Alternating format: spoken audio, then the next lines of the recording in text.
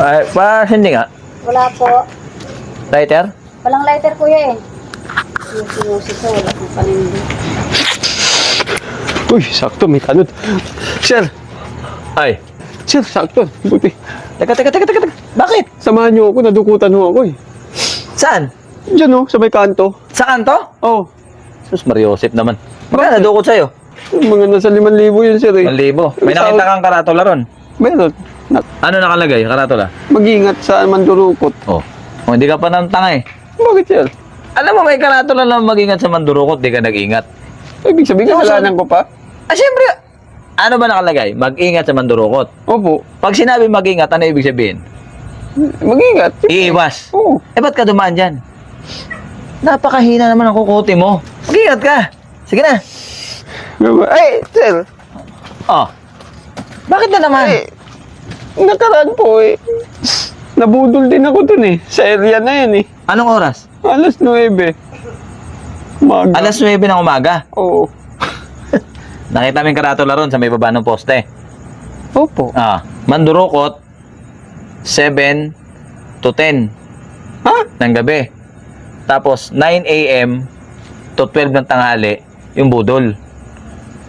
May sir? Schedule yan eh, palitan sila. Kaya nga hindi ako dumadaan ng alas 9 ng umaga, alas 12 dyan kasi baka mabudol din ako eh. Bakit ka dumaan dyan? So, ibig sabihin kasalanan ko na naman, sir? Kasalanan mo yun. Ano ba ibig sabihin mag-ingat? Iwas eh. Iiwas. Saan ka dumaan? Yan. Oh, hindi ka nag-ingat. Hindi ka umiwas. Ha? Mag-isip-isip ka naman. Laki mo, tanda mo na. Hindi ako dumadaan dyan eh. Hindi ako nabubudol. Ibig sabihin kasalanan ko. Kasalanan mo. Pambira. Sisisi mo pa sa amin. Hindi ka nag-ingat. Laki-laki mo na. Sige na. May duty pa ako eh. Ay, sir. Saglit lang ho.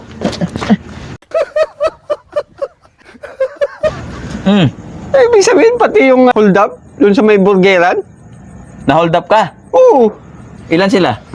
Isa lang siya. Halos nagmamakaawa na nga yun eh. Sa may burgeran? Oo. Malaki lalaki. Oh, buti kilala May mo siya. bigote. Oo.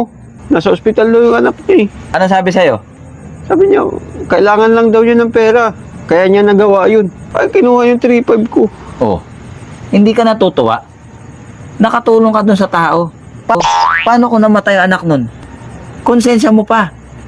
Man. Alam mo sa totoo lang, 6,000 ang kailangan nun. Kulang ka pa ng 2,500. Ibig sabihin, sir, may utang pa ako? May kasabihan tayo, di ba? Apo. Di bali nang ikaw ang tumulong. Kaysa ikaw ang... Tulungan. Oh. Di ba? Dapat nga matuwa ka pa eh. Kasi nakatulong ka ng 3,500. Di ba? Paano kung may mangyari sa anak nun? Konsensya mo. Paano naman ako ngayon, sir? Yung Buhay anak ko. ka naman eh. Yung tao, kawawa yung anak.